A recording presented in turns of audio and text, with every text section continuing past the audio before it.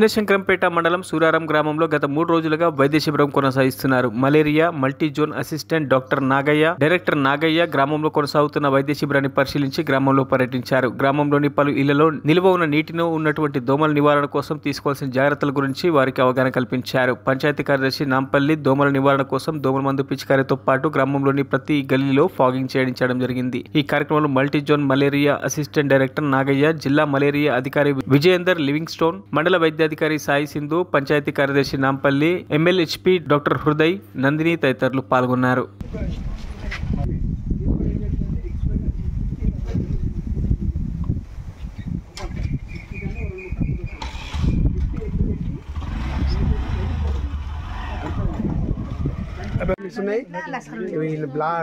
Dots ఉన్నాయి white, ఇగో అనాఫ్లిస్, ఇది అనాఫ్లిస్ white ఉన్నాయి చూడు, ఇది అనాఫ్లిస్.